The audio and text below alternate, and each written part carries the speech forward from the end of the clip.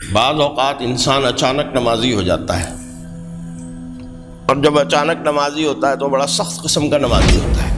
اس کا رویہ جو ہوتا ہے وہ ایک تو یہ ہوتا ہے کہ اس کے نزدیک اگر مسجد کے اندر 500 لوگ نماز پڑھ رہے ہیں تو ان 500 میں سے 499 کی نماز نہیں ہو رہی، صرف اس کی ہو رہی ہے۔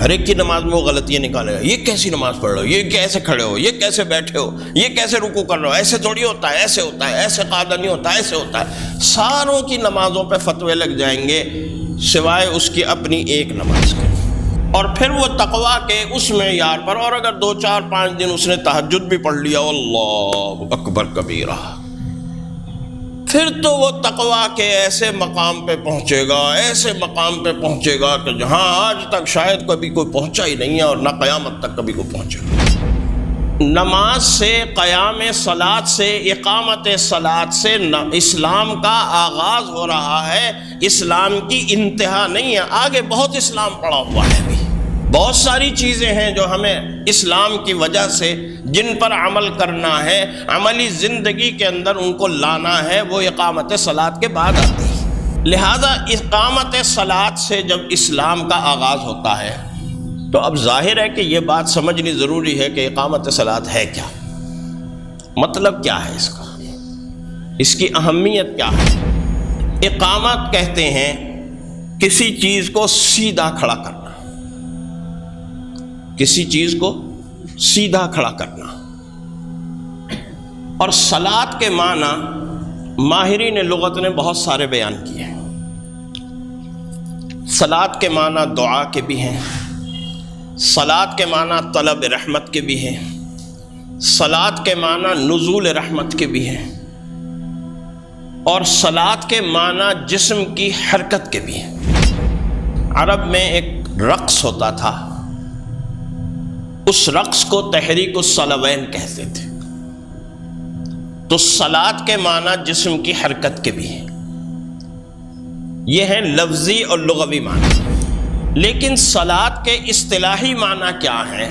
جب ہم شریعت میں اقامت صلاۃ کا لفظ استعمال کرتے ہیں تو اس کے معنی یہ نہیں ہے کہ طلب رحمت کا کوئی نظام ہونا چاہیے، اس کے معنی یہ بھی نہیں ہے کہ نزول رحمت کا کوئی نظام ہونا چاہیے، اس کے معنی یہ بھی نہیں ہے کہ دعا مانگنے کا یا دعا کرنے کا کوئی نظام ہونا چاہیے، یہ بھی نہیں ہے۔ بلکہ صلاۃ جب اصطلاح بن گئی تو اصطلاح بننے کے بعد ایک مخصوص معنی اور ایک مخصوص عمل اور ایک مخصوص عبادت کے ساتھ مخصوص ہو گئی۔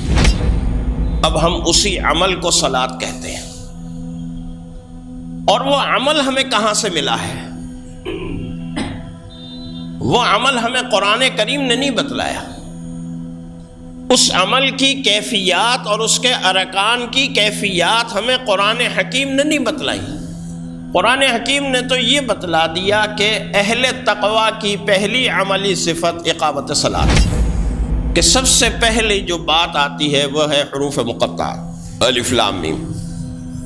آگے فرمایا ذالک الکتاب لا ریب فیہ، کہ یہ جو کتاب جس کی تم تلاوت کا آغاز کر رہے ہو کوئی معمولی کتاب نہیں ہے، کسی مخلوق کی کتاب نہیں ہے، کسی شخصیت کی کتاب نہیں ہے، یہ کتاب ہے پروردگار عالم کی، یہ کتاب ہے پروردگار عالم کی۔ اور نہ صرف یہ کہ یہ کتاب پروردگار عالم کی ہے، بلکہ یہ اس طرح کی حقیقت ہے کہ اس میں کسی طرح کا کوئی شک اور کسی طرح کا کوئی شبہ نہیں ہے۔ ذالک الکتاب لا ریب فیہ۔ اور اس کے بعد دوسرا دعویٰ ہوا ھدی للمتقین، یہ تقوی والوں کے لیے ہدایت ہے۔ آگے تقوی والے کون ہوتے ہیں ان کو بیان کیا کہ ان کی نظریاتی اور عقیدے کی کیفیت تو یہ ہوتی ہے کہ یؤمنون بالغیب، اور عملی کیفیت کہاں سے شروع ہوتی ہے؟ عملی کیفیت شروع ہوتی ہے یقیمون الصلاۃ۔ گویا اس کا مطلب یہ ہوا کہ وہ تقوی کہ جس کی وجہ سے اور جس کی بنیاد پر قرآن کریم سے انسان کو ہدایت ملے گی، اس تقوی کا آغاز بھی کہاں سے ہوتا ہے؟ یؤمنون بالغیب، عقیدے میں یؤمنون بالغیب سے ہوتا ہے، اور عمل میں یقیمون الصلاۃ سے ہوتا ہے۔ وہ اقامت صلاۃ وہ عمل ہے جو رسول اللہ صلی اللہ علیہ وسلم نے ہمیں کر کے دکھلایا،